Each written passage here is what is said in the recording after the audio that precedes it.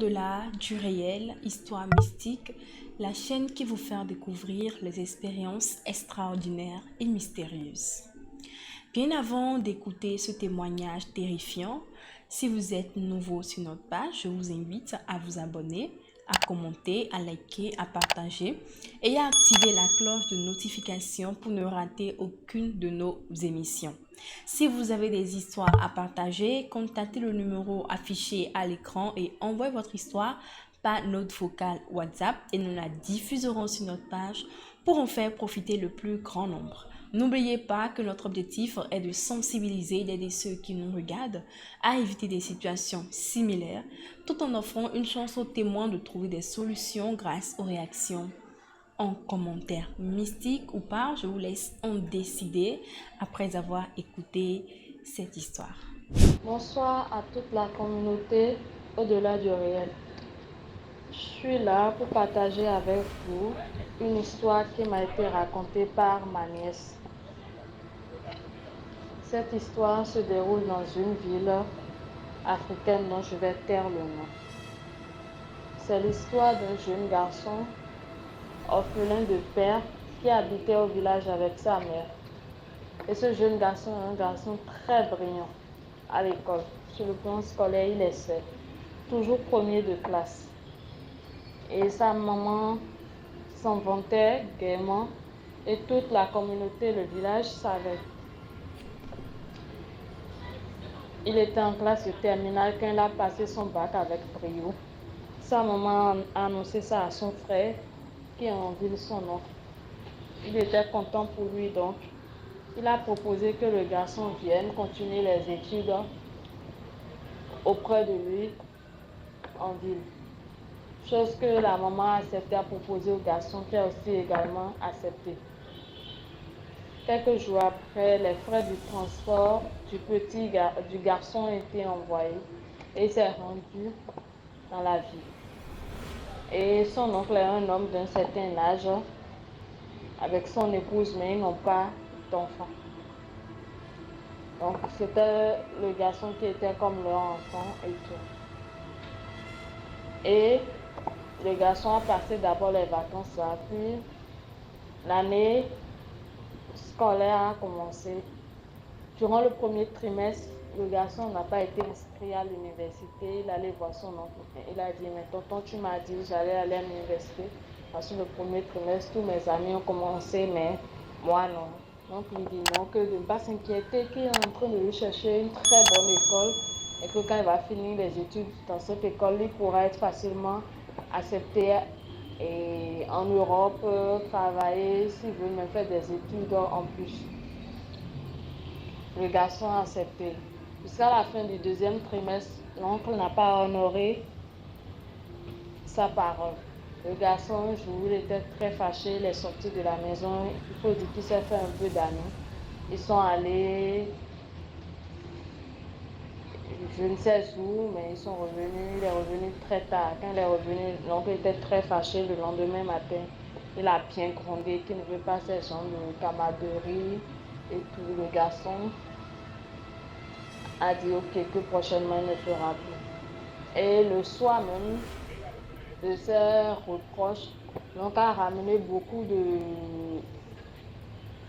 bouteilles d'alcool, des liqueurs, qu'il a proposé à son neveu de boire avec lui. Ce dernier a refusé, mais qu'il ne boit pas l'alcool. L'oncle a insisté que c'est un homme. En plus que c'est avec lui, il est à la maison, qu'il n'a rien à craindre. Donc, le petit ne s'est pas fait prier. Il a consommé de l'alcool avec son oncle. Il a bien consommé, puisque quelques instants après, il a été sous. Et le lendemain matin, il s'est réveillé dans un lit.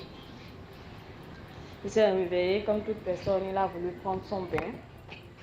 Il est rentré sous la douche, mais à sa grande surprise, il avait une douleur qui lui faisait extrêmement mal à l'anus.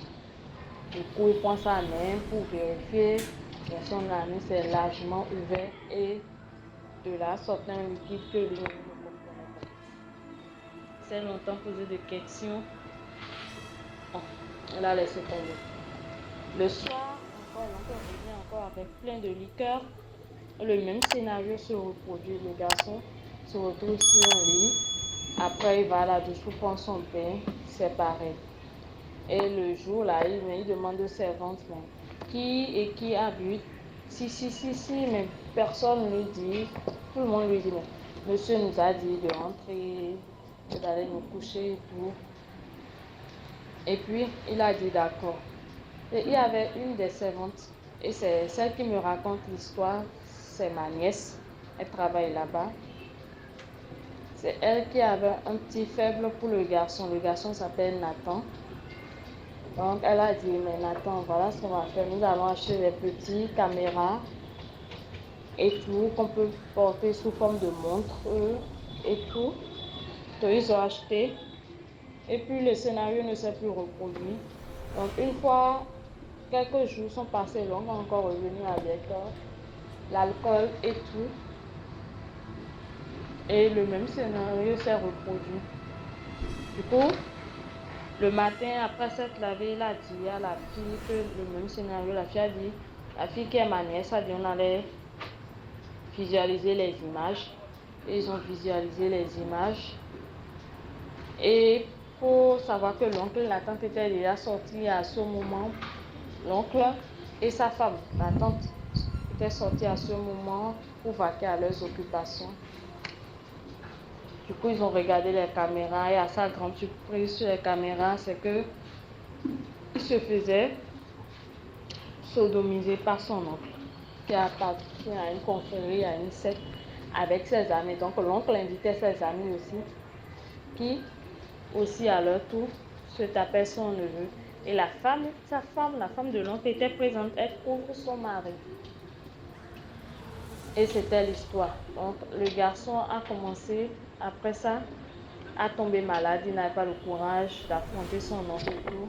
Et sa maman, elle ne demande rien parce que son frère lui envoie régulièrement l'argent. Et puis il avait aussi peur d'informer sa maman, sa réaction et tout. Donc il s'est dit, mais s'il allait à la police, au commissariat, aller porter une plainte, montrer tout ça. Mais il faut savoir que l'oncle, c'est quelqu'un très connu dans un des pays et dans la ville notamment. Donc il a peur de la corruption, qu'on lui arrache des vidéos et tout. Donc voilà l'histoire en quelque sorte. Vos conseils et suggestions seront les bienvenus parce que l'histoire se déroule actuellement. Il est désespéré et tout, encore malade, mais il l'emmène à l'hôpital, tout et tout. Et il voudrait avoir une solution. Merci. Nous sommes à la fin de cette histoire. Si vous l'avez trouvée intéressante, laissez en commentaire ce que vous en pensez, vos conseils et vos suggestions sur ce témoignage. Surtout, n'oubliez pas de liker et de partager.